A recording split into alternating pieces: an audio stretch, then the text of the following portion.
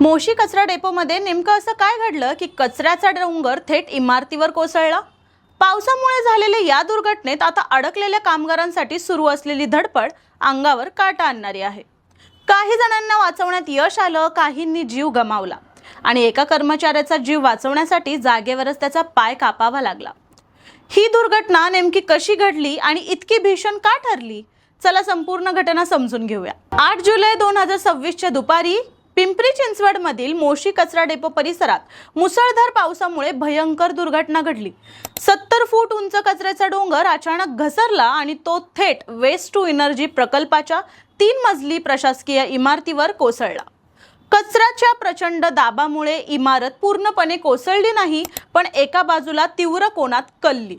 त्यामुळे आत असलेले कामगार अरुंद पोकळ्यांमध्ये अडकून पडले. घटनेच्या वेळी सुमारे 16 ते 19 कामगार ढिगाऱ्याखाली अडकल्याची भीती व्यक्त करण्यात आली. दुर्घटना समजताच लष्कर, NDRF आणि पिंपरी चिंचवड महानगरपालिकेचे अग्निशामक दल घटनास्थळी दाखल झालं. युद्ध पातळीवर सुरू असलेल्या बचाव कार्यात आतापर्यंत 9 कामगारांना सुखरूप बाहेर काढण्यात आलं आहे. मात्र या दुर्घटनेत 2 कामगारांचा मृत्यू झाला. त्यामध्ये भावेशवाणी या कंपनी अकाउंटचाही समावेश असल्याची माहिती समोर आली आहे. घटना घडून 40 ते 48 तास उलटूनही अजून काही कामगार अडकले असण्याची शक्यता व्यक्त केली जात आहे. बचाव कार्य अत्यंत कठीण बनलं आहे, कारण इमारतीचे बीम आणि कॉलम अजूनही अस्थिर आहेत.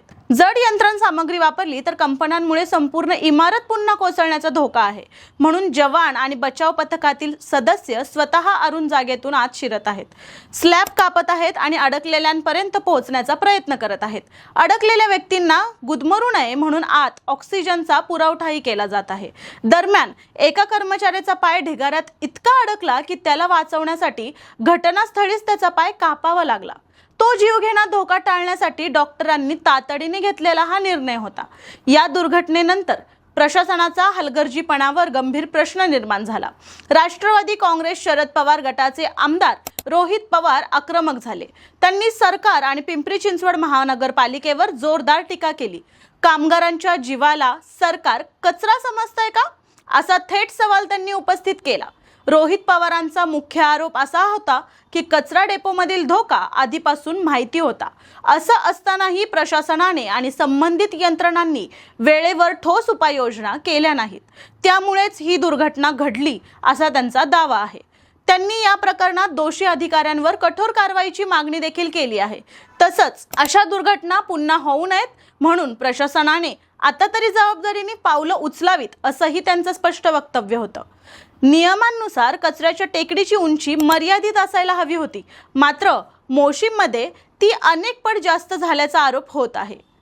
महिनाभरापूर्वीही याच ठिकाणी असा प्रकार घडल्याचं सांगितलं जात आहे, तरीही ठोस उपाययोजना झाल्या नाहीत. आता या संपूर्ण प्रकारात जबाबदारी कोणाची हा मोठा प्रश्न उपस्थित झाला आहे.